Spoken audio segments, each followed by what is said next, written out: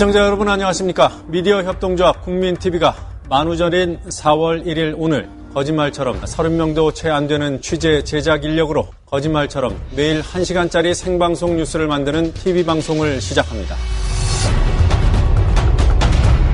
서울중앙지방검찰청에 중계카메라 나가 있습니다. 박보아 PD. 국민TV 뉴스 유지연입니다. 국민TV 뉴스 김희주입니다. 국민TV 뉴스 김진입니다. 국민TV의 첫 TV 프로그램은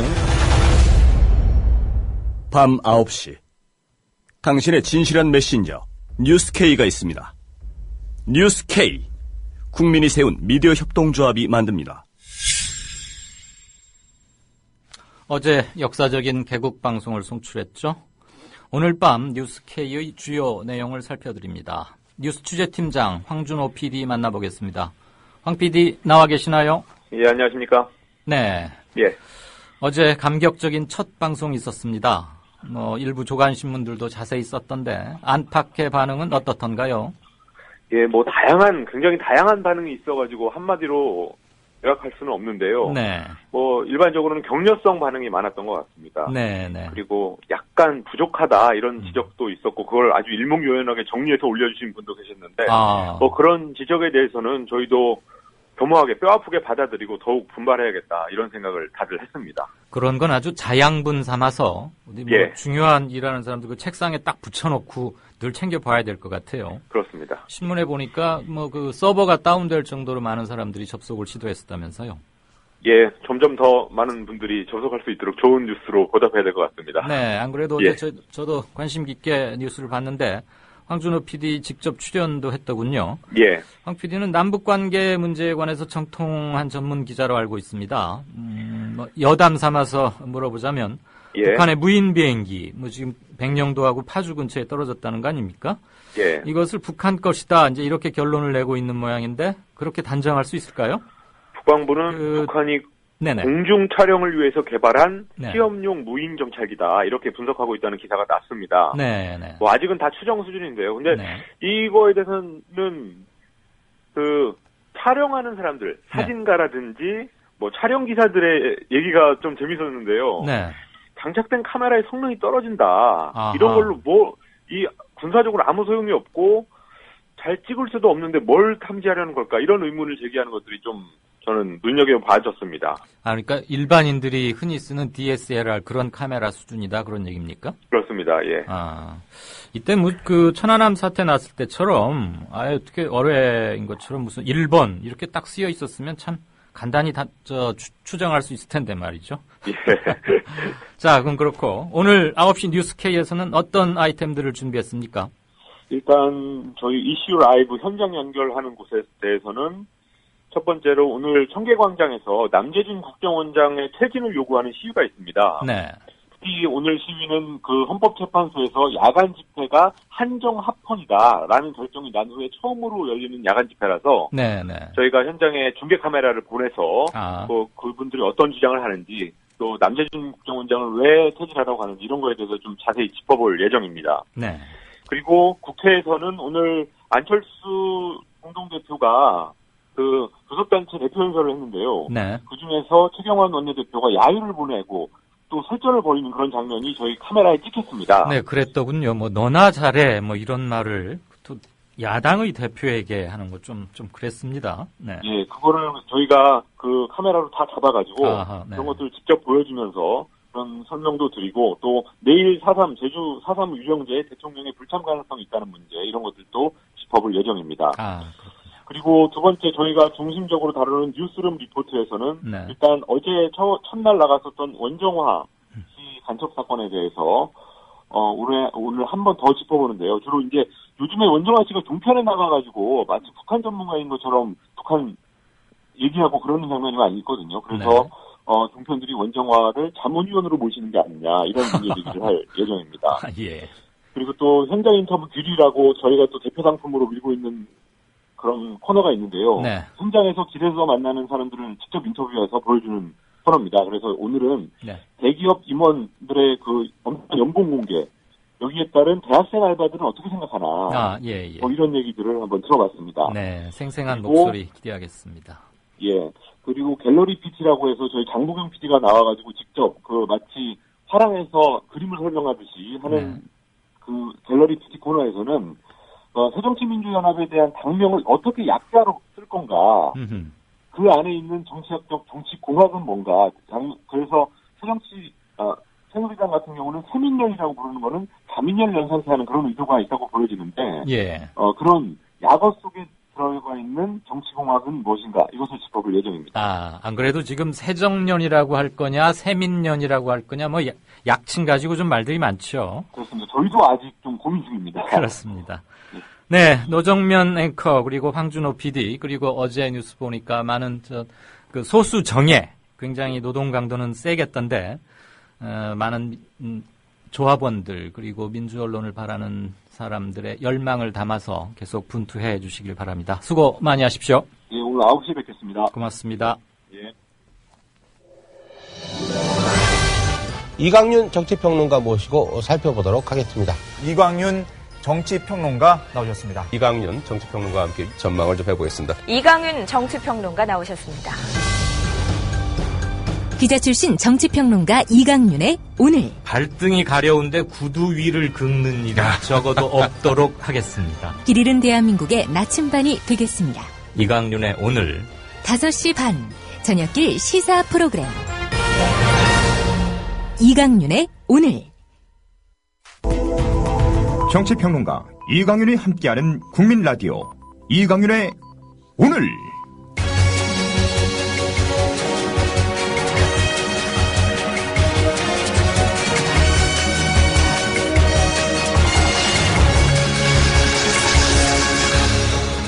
이광윤의 예리한 시각.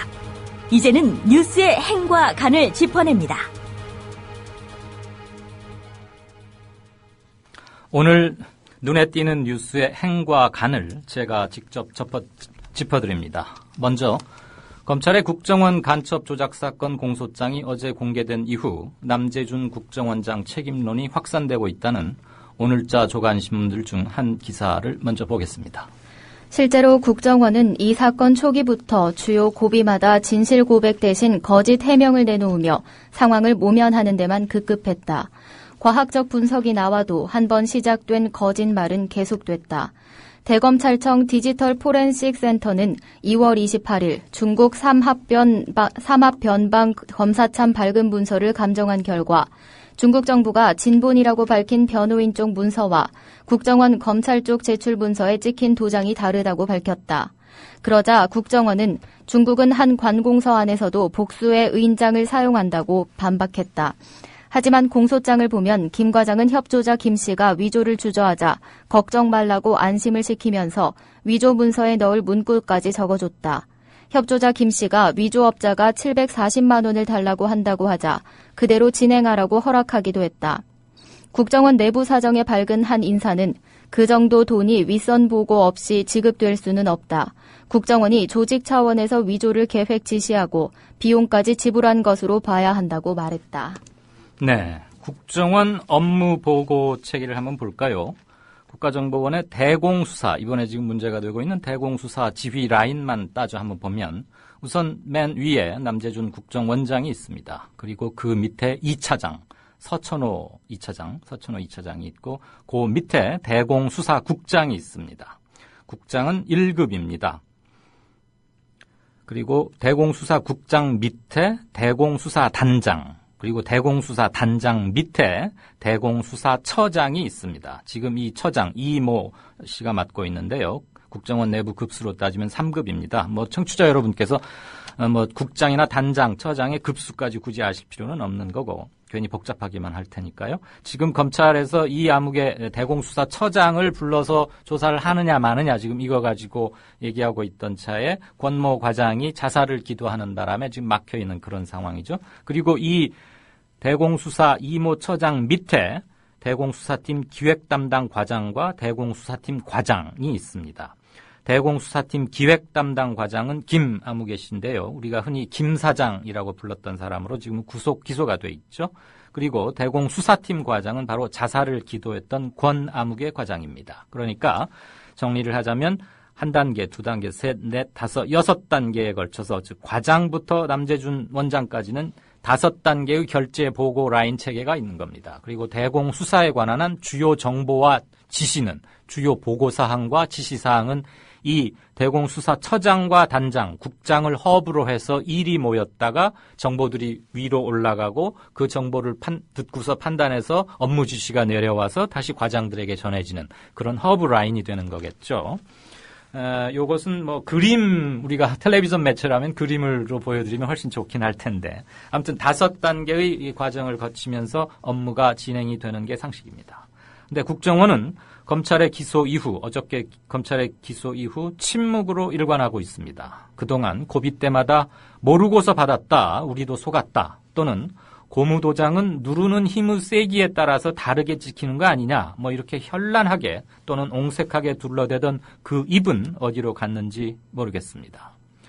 최경환 새누리당 국회 원내대표는 국회 연설에서 국정원의 증거 조작은 가히 충격적이며 신뢰는 다시 한번 나락으로 떨어졌다. 신뢰 재건을 위해서 무엇이 잘못됐는지 철저히 조사하고 책임 소재를 명확히 해서 재발 방지책을 세워야 한다고 촉구했습니다. 최경환 원내대표는 박근혜 대통령이 가장 아끼는 친박의 핵심 중 핵심입니다.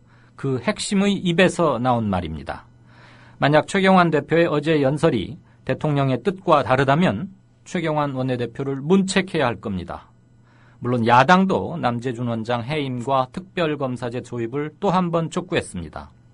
시민단체 등에서는 일찍부터 국정원장 파면을 이구동성으로 주장해 오고 있습니다. 국정원장은 오로지 대통령에게 보고하고 대통령의 지시만을 받습니다. 호미로 막을 것 가래로도 막지 못한다는 속담 새겨들어야 할 때가 아닌가 싶습니다. 두 번째, 다음은 국회 선진화법을 문제 삼는 새누리당에 대한 오늘자 한겨레의 사설 일부를 직접 들어보시겠습니다. 새누리당이 또다시 국회 선진화법을 트집 잡고 나섰다. 지난해엔 위헌 소송을 추진하겠다며 태스크포스까지 만들어 법리 검토를 했으나 당 안에서부터 공개 반발이 나오면서 중단한 바 있다. 이번엔 아예 원내대표가 국회 교섭단체 대표연설에서 선진화법을 손질하는 내용의 국회법 개정안을 제출하겠다고 밝혔다. 어리석은 사람은 남 탓만 한다는 말이 있는데 새누리당이 꼭 그 모습이다. 새누리당은 선진화법을 국회 마비법이라고 깎아내렸다. 국회의 무능과 정치 불신을 가중시키는 주범으로까지 지목했다. 이 문제는 좀 천천히 길게 좀 말씀을 드려야 되겠군요. 우선 뭐 너무 어이가 없는데 한마디로 누워서 침 뱉는 격이라고 할 수 있습니다. 아시다시피 선진화법은 새누리당 황우여 현 대표가 대표 발의를 했고 새누리당이 당론으로 그 처리를 주도했습니다. 그래서 법안으로 만들어진 거죠. 박근혜 대통령이 진두지휘했던 19대 총선 당시 새누리당의 공약이기도 했습니다. 법안 날치기 처리 방지를 위해서 쟁점 법안에 대해서는 재적 의원의 5분의 3, 그러니까 지금 300석이니까 5분의 3이면 180석이 되겠죠. 5분의 3 이상의 찬성을 통해서만 처리할 수 있도록 했습니다. 함부로 날치기를 시도할 수 없도록 국회의장의 직권상정도 엄격히 제한했습니다. 일부에서는 다수결의 원칙과 어긋난다, 그런 비판이 제기되기도 했지만 국회가 정치의 본령인 대화와 타협의 정신으로 돌아가야 한다는 기본 취지에 당시 여야가 공감했기에 만들어질 수 있었던 법입니다. 최근 10여 년간 국회 법안 처리 건수를 살펴보니까 선진화법이 국회 법안 처리에 걸림돌로 작용하고 있다, 이런 증거는 어디에서도 찾기가 어려웠습니다. 즉 새누리당의 주장이 근거가 없다는 얘기입니다. 박근혜 정부 1년 차였던 작년 국회에서 여야 합의로 처리된 법안은 모두 676건이었습니다. 노무현 정부 첫 해에는 306건, 이명박 정부 첫 해에는 314건만 통과됐습니다. 그러니까 그때들에 비해서 2배 이상 많이 통과된 겁니다. 어차피 선진화법은 야당의 찬성 없이는 개정 자체가 불가능합니다. 야당이 개정을 반대하면 개정안 자체가 선진화법 적용을 받기 때문에 국회 상정 자체가 안 되기 때문입니다. 새누리당이 이런 사정을 잘 알면서도 끊임없이 이 문제를 들고 나오는 이유는 국회 공전의 책임을 야당에게 돌리면서 책임을 회피하려는 것으로밖에는 볼 수가 없습니다. 새누리당은 선진화법을 탓하기에 앞서서 야당과 대화하고 소통해야 합니다. 정치를 복원시켜야 합니다. 작년 1년 동안 새누리당이 한 게 뭐가 있습니까? 남북 정상회담 회의록 공개나 최동욱 검찰총장 까내기 이런 주요 현안이 터질 때마다 새누리당은 국정원이나 검찰 뒤에 숨어서 뒷짐만 지고 구경만 하진 않았었습니까? 그래서 작년 내내 대한민국의 정치가 실종됐던 겁니다. 박근혜 정부의 성공을 진정 원한다면 새누리당은 지금이라도 정치의 기본으로 돌아가야 합니다. 그게 집권 여당의 할 일입니다. 다음 볼까요? 새누리당 서울시장 경선의 말싸움이 점입가경입니다. 일국의 대법관과 감사원장 그리고 국무총리까지 지낸 분과 또 한 분 후보가 있죠. 재벌의 아들로 세계축구협회 부회장까지 지낸 국제적 거물 7선 의원 그리고 국책대학원의 교수 출신인 이해운 후보. 그런데 이분들이 보통 입들이 아니십니다. 한번 들어보시겠습니다. 새누리당 서울시장 경선 후보 정몽준 의원의 말입니다. 김황식 후보는 참모들을 전혀 통제하지 못하는 무능한 후보다. 타이슨이 권투 경기 하다가 상대편의 귀를 물어 권투계에서 쫓겨났는데 정치판에서도 이런 식의 반칙을 하는 사람에게 적절한 조처가 있어야 한다. 다음은 김황식 전 총리 캠프의 말입니다. 서울시장 선거에 출마한다는 7선 의원이 한 말씀으로는 도무지 믿기지 않는다. 긴 말이 필요 없다. 정 의원은 제발 말씀의 논리와 품격을 지켜주기 바란다. 마지막으로 이해운 최고위원의 말입니다. 김황식 후보 캠프에서 지속적으로 사실이 아닌 음해를 하고 있다. 후보가 칩거하고 경선 일정을 보이콧한다는 와중에 일어난 유일한 행보가 그것이다. 선거가 원래 말싸움이라고는 하지만 지금 얘기 들어보셨다시피 이건 장삼 이사들도 웬만큼 시비가 달아오르기 전에는 오가기 힘든 말인 것 같습니다. 옥신각신 수준은 애저녁에 뛰어넘어 버렸습니다. 일테면 돈이 어디서 나서 그렇게 펑펑 쓰는 거냐 그랬더니 종편 광고비로 100억을 풀었다고 하더라. 박근혜 대통령의 마음은 실은 이쪽에 있다더라는 박심 논란에 한술 더 떠서 이해운 후보가 언젠가 결정적 국면에는 결국 정몽준 후보를 지지하고 사퇴한 뒤 정몽준 후보의 동작구, 국회의원 지역구를 물려받을 거다. 이러는 등 흑색 선전이 연일 지면을 장식하고 있습니다. 이런 것들을 쭉 보니까 마치 한 40년 전쯤 1970년대 제가 아주 어렸을 때의 선거판으로 돌아간 듯한 모양새입니다. 정몽준 의원은 김황식 전 총리는 잘 차려진 밥상에나 어울리는 사람이라고 또 직격탄을 날렸더군요. 그러니까 김 총리가 이렇게 되봤습니다. 나보고 박원순 시장과 비슷한 길을 걸어왔다고 정몽준 의원이 어디선가 말하던데 박원순 시장은 때로는 법을 무시하고 어기기도 했지만 나는 40년 이상 법을 준수했다. 그러면서 가만히 있는 박원순 시장을 끌고 오기도 했습니다. 이런 게 흥행을 노린 다분히 계산된 설전인지 아니면 이전 투구인지는 분명치 않지만 최소한의 품격이라고는 귀를 씻고 들어보려고 해도 들리지 않습니다. 여지껏 너무 딱딱하고 좀 볼성이 사나웠죠? 안도현 시인의 벚꽃에 대한 단상으로 귀를 좀 씻어보시기 바랍니다. 제목은 초속 5cm입니다. 너 그거 아니? 벚꽃이 떨어지는 속도. 초속 5cm래. 일본의 신카이 마코도 감독이 만든 3부작 애니메이션 초속 5cm에 나오는 대사다. 벚꽃이 흩날리고 빗방울이 떨어지는 서정적인 풍경들. 아릿아릿한 첫사랑의 감정. 사소한 변화에 민감하게 반응하는 감성적인 대화들. 시간의 흐름을 포착하는 설정들이 참 아름다운 영화다. 벚꽃이 떨어지는 속도가 실제로 초속 몇 센티미터인지 우리는 알지 못한다. 그것을 시계로 재볼 수도 없을 것이다. 하지만 벚꽃이 땅으로 내려앉는 속도가 수치화되는 순간 우리는 가벼운 전율 같은 걸 느끼게 된다. 네, 어느새 피었나 했더니 벌써 성급한 벚꽃은 일부 땅에 떨어지고 있던데 그것을 짚어본 안도현 시인의 글의 일부였습니다. 블록버스터 영화의 전국 동시 개봉도 아니고요. 벚꽃이 전국 동시 개화해서 화제죠. 해마다 이맘때면 신문 지면을 장식하던 게 있었습니다. 전국 벚꽃 개화 예상도라는 지도인데요. 마치 등고선이나 나이테 마냥 또는 뭐랄까요, 함락 목표를 그린 군사 작전 도면 같다고 할까요? 그런 그 벚꽃 북상 지도를 일거에 무너뜨린 한반도 아열대화 기세에 그저 아연 실색할 따름입니다. 지금으로부터 정확히 120년 전 갑오 동학 농민항쟁 때 타올랐던 민심도 그렇게 전국 동시 개화한 벚꽃과 같지 않았을까 싶습니다.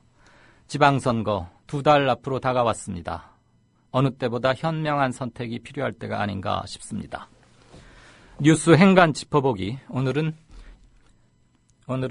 여기까지입니다.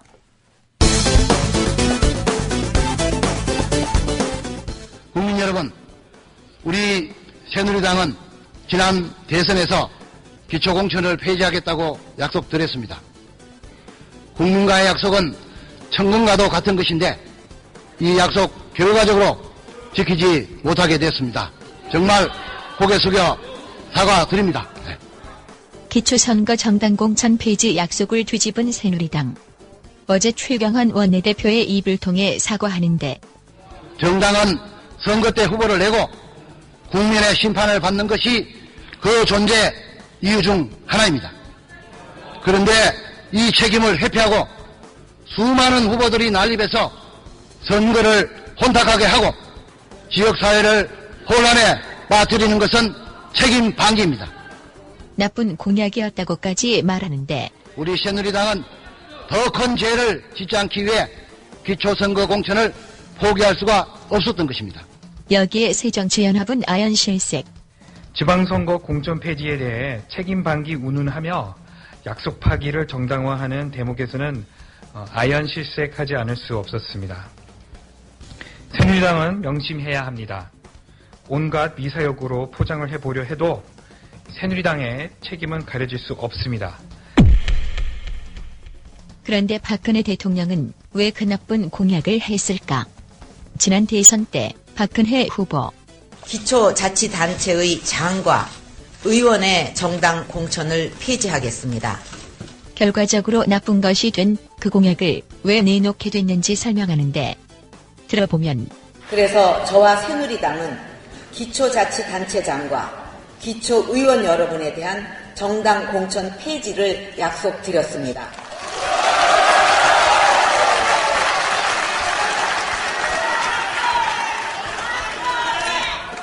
그동안 기초의원, 단체장에 대한 정당 공천으로 인해 지방정치 현장에서 중앙정치 눈치 보기와 줄서기 등의 폐해가 발생했고 비리 사건도 끊이지 않았습니다.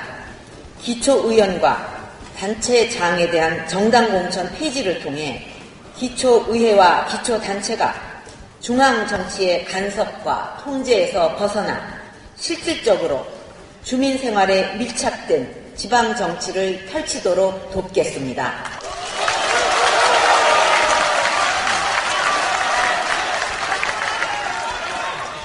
정당 공천 폐지는 여러분들께서 더 자유롭고 더 독립적으로 의정 활동을 펼치고 주민들의 뜻을 더 충실히 반영할 수 있는 여건을 만들 것입니다. 무슨 말을 해도 박수치는 관중들. 이런 말을 해도 기초자치단체의 장과 의원의 정당 공천을 폐지하겠습니다.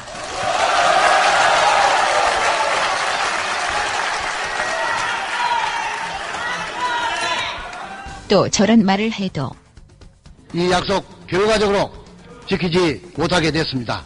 정말 고개 숙여 사과드립니다. 네.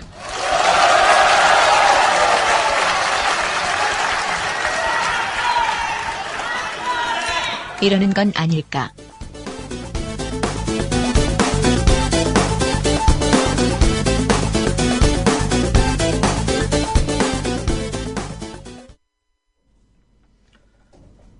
유우성 씨 간첩 의혹 사건 재판에 나와서 비공개 증언을 했던 탈북자가 북한의 신분이 노출됐다는데 증인이 어떻게 북한에 알려질 수 있었을까요?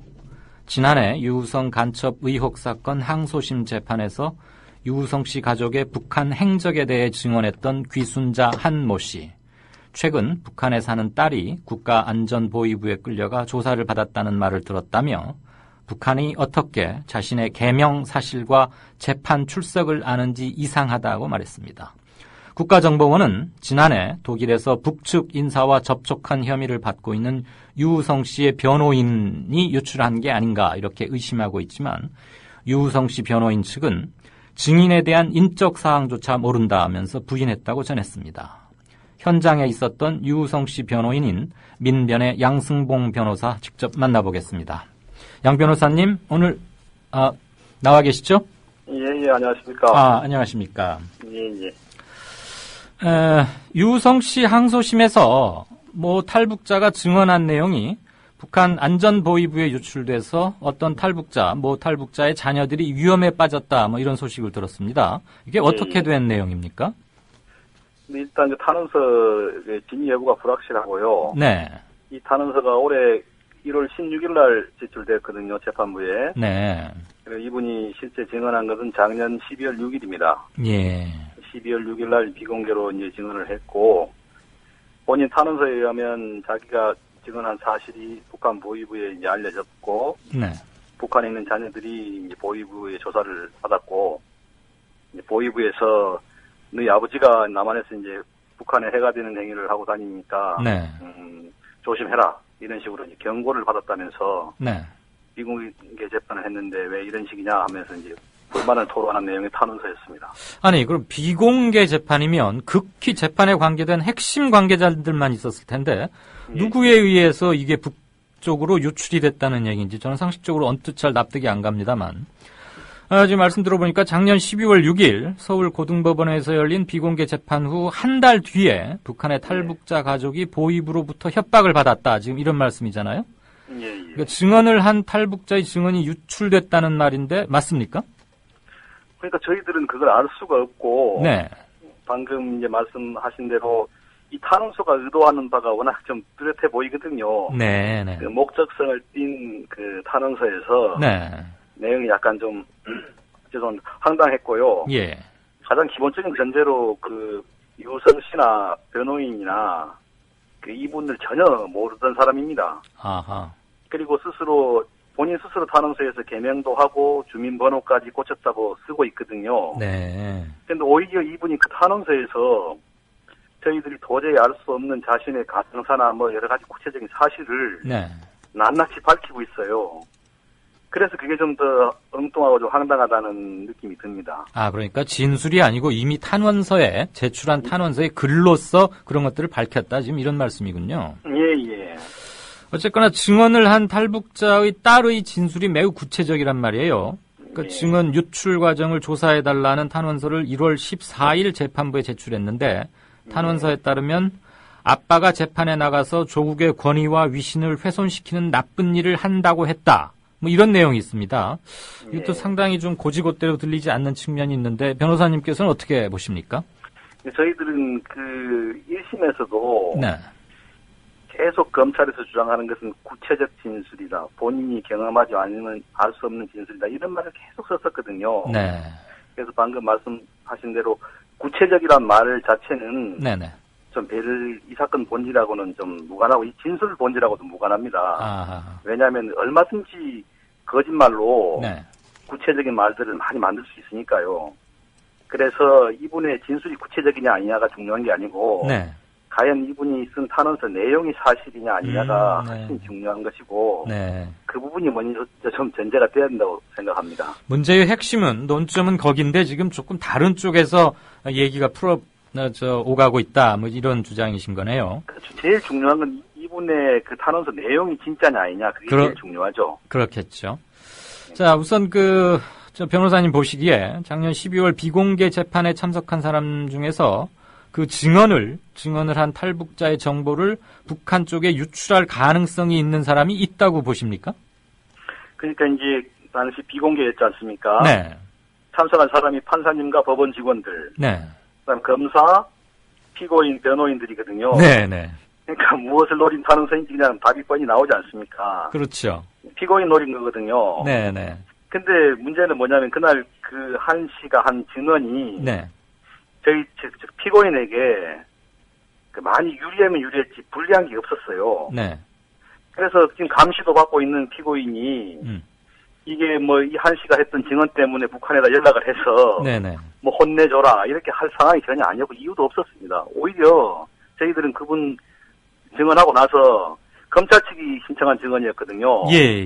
아 이거 좋다. 참 도움이 많이 됐다. 이렇게 감사할 정도로 우리 저희들은 좋아했었습니다. 그래서 의도는 이 탄원서가 의도는 뭐 피고인이나 변호인이 뭐 그쪽에 알려서 이 사람을 좀 위험하게 한다. 네. 이런 거겠지만 그 당시 그 증언을 내용을 분석해 보면 저희들은 좋았기 때문에 그렇게 할 이유가 전혀 없고요. 네. 그렇게 할 능력도 없습니다, 솔직히. 글쎄요, 그럴 능력이 없다는 말에 아주 저도 동의가 가는데요. 지금 변호사님 말씀을 듣고 우리 청취자가 게시판에 막 질문을 하나 올렸습니다. 그걸 좀 대신 전달해드리겠습니다. 그 증인은 어떻게 해서 북한에 있는 딸이 보위부에 끌려갔는지를 알게 됐느냐, 그리고 아울러서 보위부의 추궁 내용까지 어떻게 해서 알게 됐답니까? 이런 질문이 올라왔네요. 이분은 자기 그 탄원서에서 자기는 24시간 내내 그 우리 3명의 그 정보원으로부터 감시를 받고 있다고 했거든요. 네. 그러면서도 2007년부터 북한에 있는 딸과 계속 전화를 하고 돈도 보내주고 했다고 이렇게 하고 있습니다. 네. 이게 좀 약간 모순되잖아요. 그렇죠. 우리 정보기관에 의해서 그 24시간 감시를 받는 분이 네.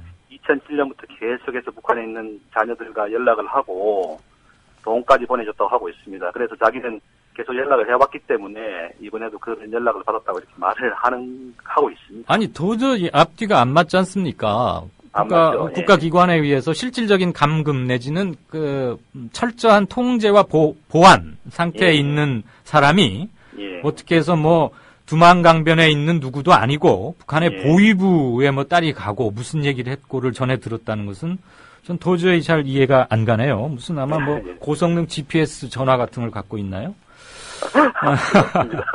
그 증언을 한 탈북자는 북한 보위부 공작원 출신인데 유우성 씨의 간첩 혐의 입증을 위해서 증인으로 나섰습니다. 지금 신변 보장이 잘 되고 있다고 보여집니까?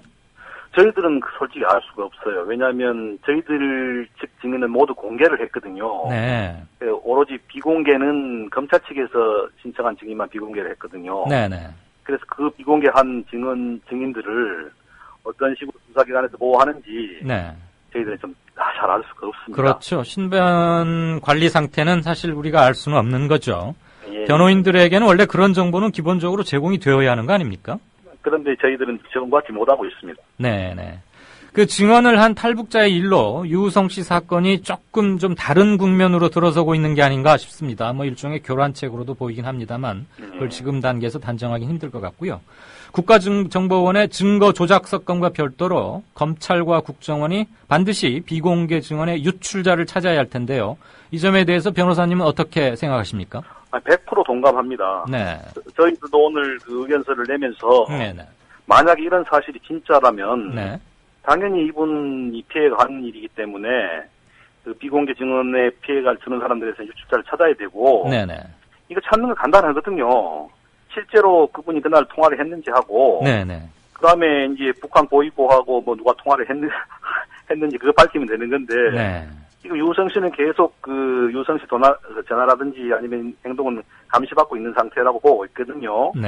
그래서 그거 오픈해보면 될 것이고 바로 찾을 수 있습니다. 그래서 저희들은 100% 그 동감을 합니다. 이 수사를 하든지 해서 그 밝혀야 된다고 이제 동감하고 있습니다. 그런데 이제 이해가 좀 안 되는 게 뭐냐면 이분이 북한에 있는 자녀들을 걱정하면서 탄원서 제출했거든요.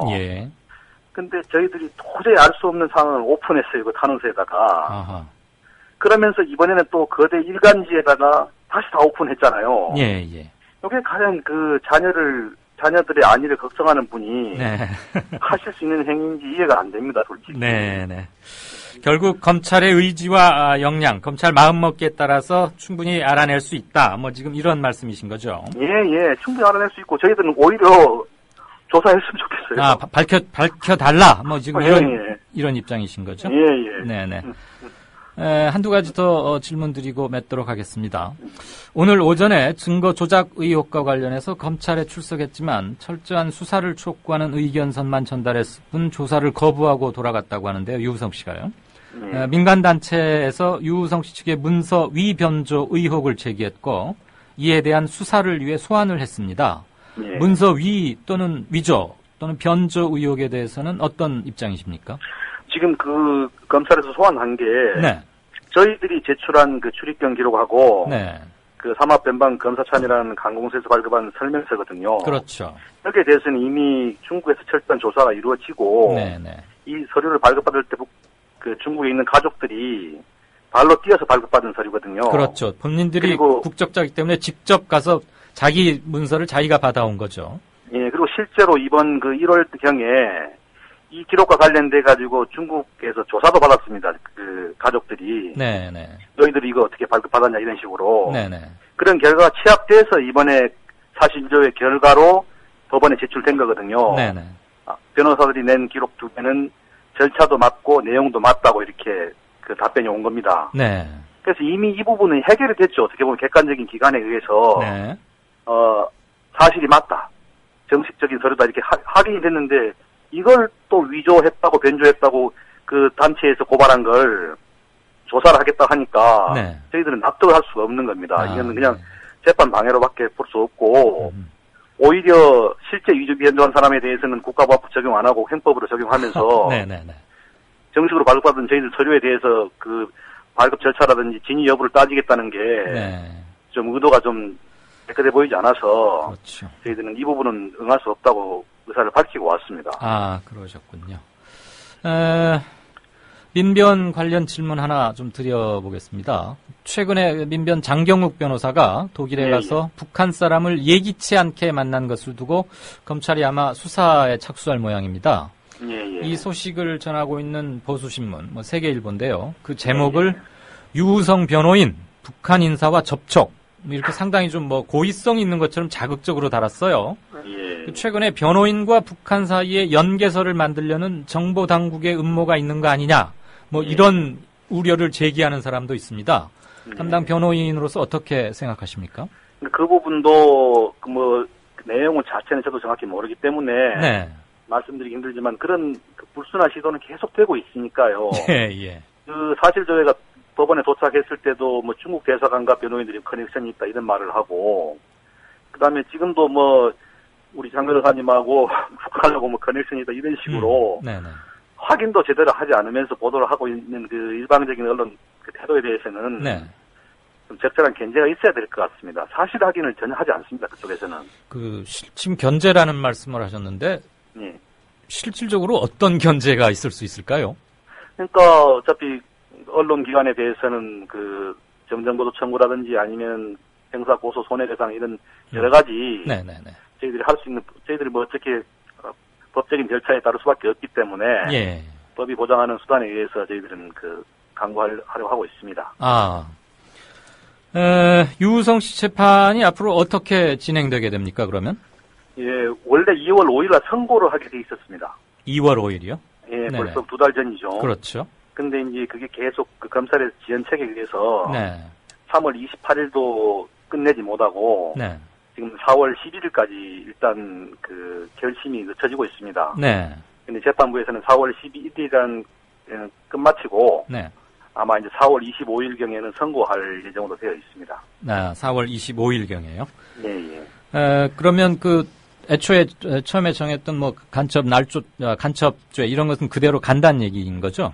그대로 하고 있고 지금도 솔직히 이번에 국정원에서 준 서류를 다 철회했지 않습니까?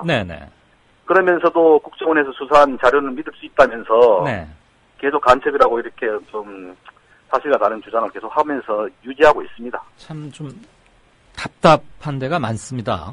너무 답답합니다. 마지막 질문 하나 드리겠습니다. 시간이 꽤 됐는데 윤상현 새누리당 원내 수석부 대표가 이런 말 했죠. 민변과 중국 대사관 사이에 연계됐다는 설이 있다. 이랬고 또 같은 새누리당의 김진태 의원은 또 이런 말도 했어요. 국정원이 조선족 협력자 김모 씨에게 당했다. 이건 이미 아닌 걸로 밝혀졌지만 결과적으로 거짓으로 드러났는데 이런 좀 터무니없는 비상식적인 주장들 윤상현 의원은 꽤 여당 내에서도 실력자로 통하는데 이런 사람들의 주장에 대해서 어떻게 생각하십니까? 저희는 그 소리 좀 들었을 때 일일이 대응할 가치를 못 느꼈고요. 오히려 중국 대사관에서 좀 조롱거리로 삼고 있지 않을까 싶습니다. 그 말에 대해서. 아, 중국 대사관이라는 게 중국에 있는 우리 대사관이요? 아니면 중국 아니요, 우리나라에 있는 중국 대사관에 대해서 한국에 있는 네네네. 얘기했지 않습니까? 예. 그쪽에서 이 사건이 얼마나 보면 간명한 사건이잖아요. 국가 망신이죠. 예, 그런 사건인데 그걸 가지고 또 일국의 국회의원이라는 사람이 전달만 한 그 중국 대사관을 네. 그 민배가 컨넥션이 있다고 하는 소리를 하는 걸 들으면 저는 솔직히 조롱을 하고 있을 거라 생각하고 있거든요. 네. 그래서 이 이야기 들었을 때 일일이 대응할 가치를 못 느꼈고, 네. 민사 행사 조치할 필요성은 좀 못 느꼈습니다. 아예 그럴 필요조차 못 느꼈다. 예. 참 부끄럽습니다. 솔직히 이런 말이 나오는 것 자체가. 네네네. 예, 양 변호사님 긴 시간 오늘 감사했습니다. 아유, 감사합니다. 고맙습니다. 네. 사람은 곧 하늘이다. 우리 사람은 모두 골고루 잘 살 천부적인 권리를 하늘로부터 받고 태어났다. 식약, 외세를 몰아내고 우리 한번 정말 좋은 세상 만들어보자. 우리나라가 일본 놈한테 합방당하고 소위 한일 늑약이 맺어져가지고 나중에 나라를 다 뺏겼어요. 동학 농민들을 다 때려 죽였기 때문에 녹두꽃이 떨어지며 청포장수 울고 간다.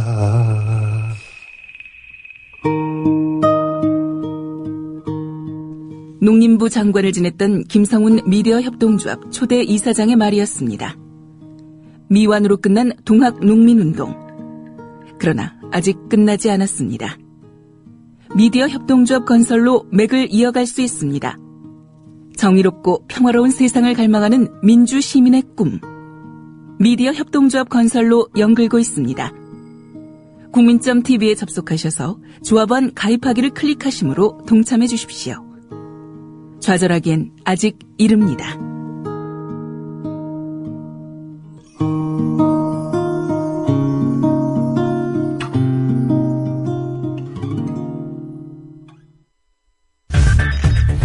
이강윤의 오늘. 이제는 정가 산책으로 함께합니다. 정치권 동향 생생하게 풀어드릴 분은요. 바로 한국일보 양정대 기자입니다.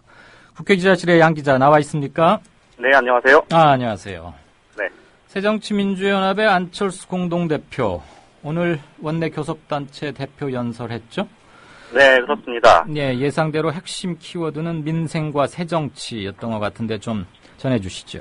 예, 민생과 관련해서는 여야가 매달 정례적으로 민생개혁회의를 개최하자 이렇게 제안했습니다. 네. 시급한 민생정책과제 이행을 위해서 여야가 정기적으로 머리를 맞대자는 겁니다. 네. 또 국가복지제도를 수립하기 위해서 국가대타협위원회도 만들자 이런 제안도 내렸습니다. 예. 복지 문제, 또 교육, 그리고 주택, 의료, 일자리 이렇게 민생 과제 5개를 핵심적으로 당력을 집중해서 적극 노력하겠다 이런 약속도 내놨고요. 네. 새정치와 관련해서는 오늘 안철수 공동대표가 이것을 벚꽃에 비유를 했는데요. 네. 표현이 재밌습니다. 다들 아시겠습니다만은 이게 한꺼번에 확 피었다가 네. 금방 사그라들잖아요. 네, 네. 예. 이 정치 개혁 문제를 바로 이 벚꽃의 비유를 직접 안철수 공동대표 본인이 이 표현도 집어넣었다고 그러는데요. 뭐라고 했던가요? 우리 정치가 벚꽃과 같을지 모른다. 이 선거 때만 되면 벚꽃이 피듯이 갖은 공약들이 예. 화려한 색과 향기로 치장되는데 예. 선거 끝나고 나면 흩날리는 꽃잎처럼 약속도 모두 허공에 쓰러져 버린다. 이렇게 표현을 했는데요. 예. 이게 이제 기초선거 정당공천제 공약 파기 이걸 빗대서 이 벚꽃의 비유를 한 거겠죠. 네네.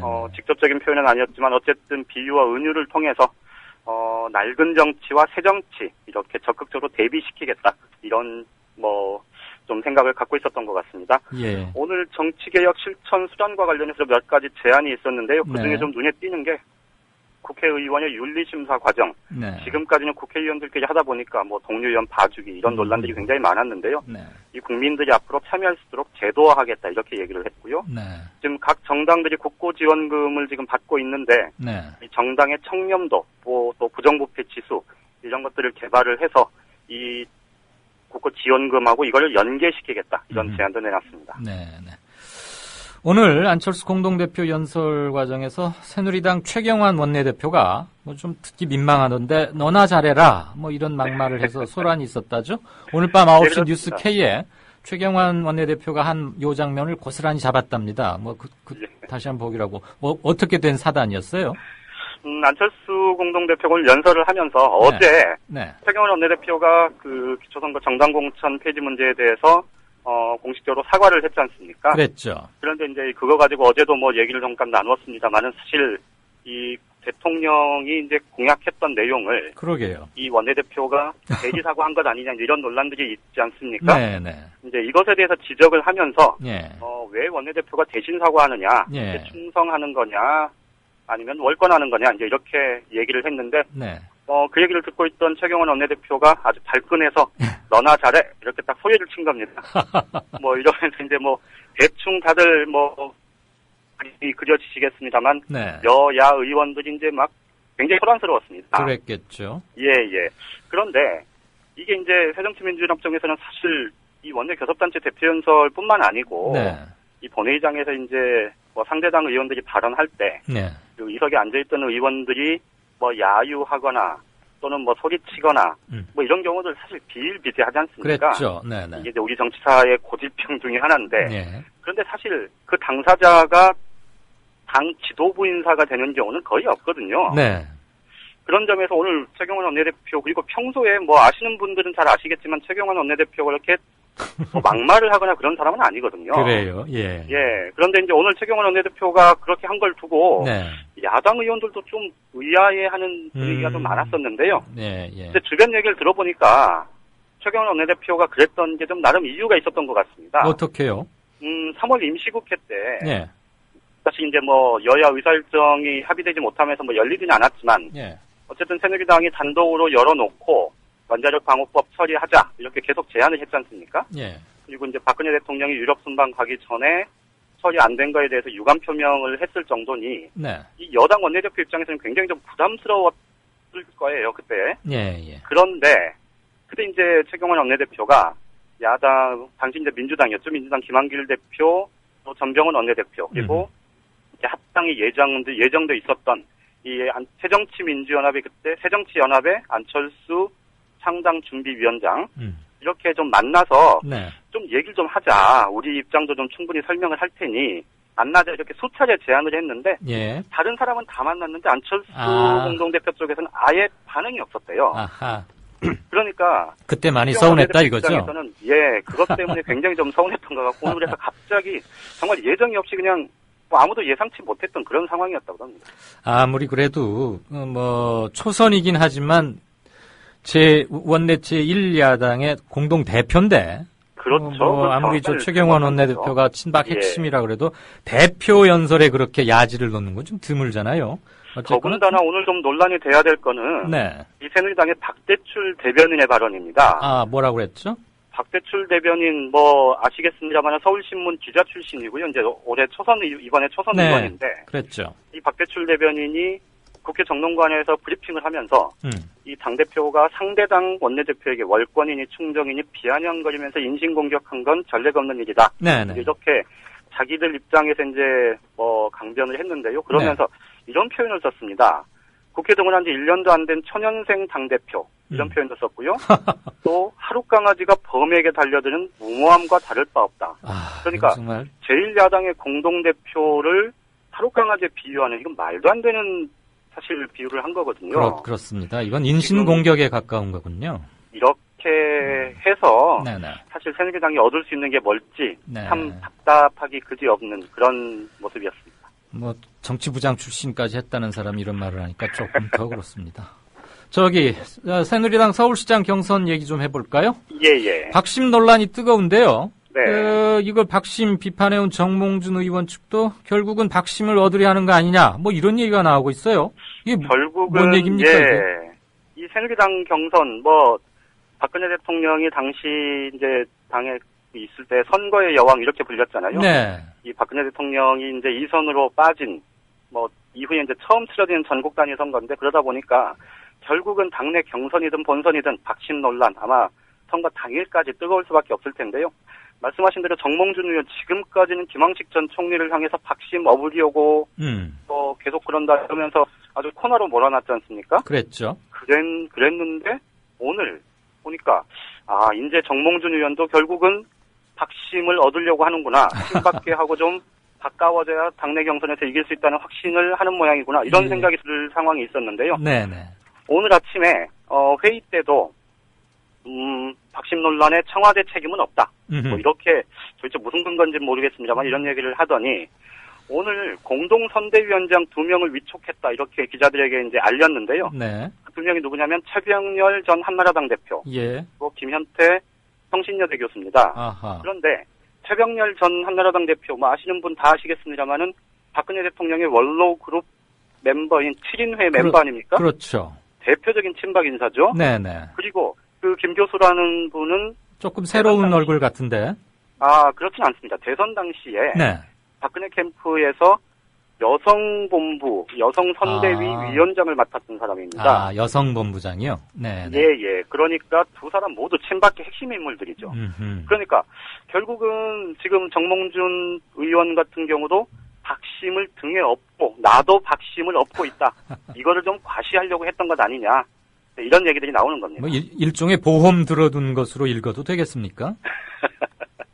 그런데 네네. 더 좀 황당한 일이 있었는데요. 네.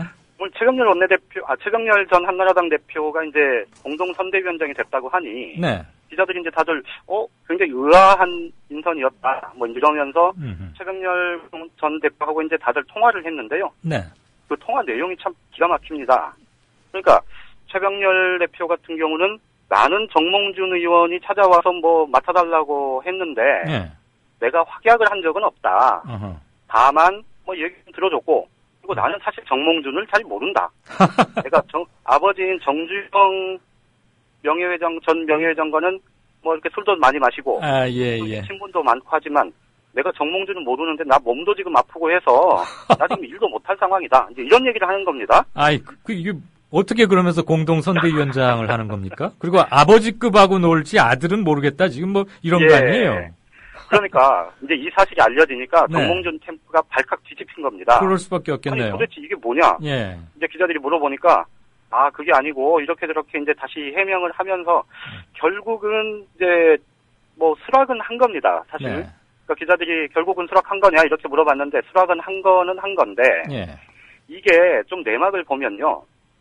아까 제가 말씀드렸듯이 최병렬 전 한나라당 대표가 지금 7인회 멤버인데 7인회의 대표적인 인사 바로 김기춘 청와대 비서실장 아닙니까? 그렇죠. 지금 권력의 핵심부에 있죠.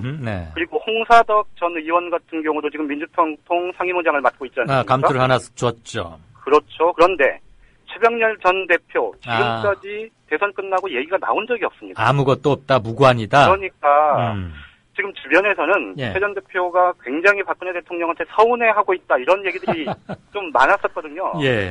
거기다가 이제 정몽준 의원이 직접 찾아와서 좀 맡아달라 하니 다리는 걸친 거고 그러니까 박근혜 대통령에 대한 시위용이겠죠. 그런데 또 눈밖에 나면 안 되니까 뭐 깊숙이 발 담그지는 않겠다. 뭐 이런 좀 양다리를 타고 있다 이렇게 볼 수 있을까요? 할 만큼 하신 이른바 원로 소리 듣는 분들이 참 듣기 좀 딱한 대목도 있습니다. 마지막으로 지금 뭐 여야가 서로 상대당의 약칭을 두고 뭐 신경전을 벌이는데 이게 조금 뭐 온도가 올라가요. 이게 왜들 그럽니까?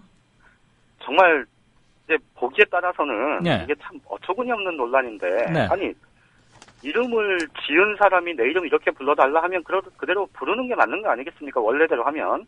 그런데 그렇지. 이제 이 정치를 하면서 이름을 어떻게 짓느냐 또 이름을 통해서 상대방을 어떻게 규정하느냐가 사실은 정치 활동에서는 또 알게 모르게 굉장히 의미가 있는 경우들이 있습니다. 중요합니다. 그리고 신문에 다 그 약칭으로 쓰는 거 아닙니까? 그렇죠. 새정치민주연합이 이제 창당을 하고 나서 선관위에 이 새정치민주연합의 약칭을 새정치연합으로 등록을 했습니다. 그런데 사실 상식적으로 보면 정치권에서 이제 네이밍을 할 때 새정치민주연합 하면 약칭을 하면 새민연 혹은 새정연 뭐 이 정도가 적절할 텐데 새정치연합으로 한 건 사실 안철수 공동대표 측의 입장을 좀 과도하게 반영한 거다, 뭐 이런 거 얘기들이 좀 있었는데요. 그랬죠. 바로 그게 이제 지금 사단이 되는 겁니다. 계속해서 새누리당 쪽에서 공개적으로 명칭을 새민연 이렇게 부르고 있는데요. 옛날 자민련 같아요. 자민련을 연상시키는 용어 아닙니까? 그래요. 예. 당연히 새민연 쪽에서는 이제 새정치민주연합 쪽에서는 새민연이라는 것에 대해서 발끈하는데 예. 그러면서 오늘 새정치민주연합의 박광원 대변인이 예. 새누리당을 새리당 했습니다. 새리당이요? 그러니까 이게 뭐 이렇게 정치인들이 네이밍을 하는 게 예. 그 나름대로의 정치적 의미도 있겠습니다만 어쨌든 이런 좀 불필요한 거 가지고 논란을 안 했으면 좋겠는데. 그러게 말입니다. 열린우리당 때도 네. 그 한나라당이 여로당 했다가 뭐 논란이 됐다가 나중에 는 결국은 이제 열린우리당을 우리당 이렇게 이제 선관위 그 등록 명칭대로 호칭을 부른 적이 있었는데 네네. 이 문제는 좀 신경전 웬만큼 하고 그러게요. 정리하는 게 맞지 않을까 싶습니다. 박광원 대변인 옛날 기자 할 때도 뭐 말 재밌게 잘 만들어내기로 그렇죠? 유명했는데 예. 새리당. 예. 지금까지 한국일보 정치부의 양정대 기자였습니다. 잘 들었습니다. 예, 고맙습니다. 네. 여기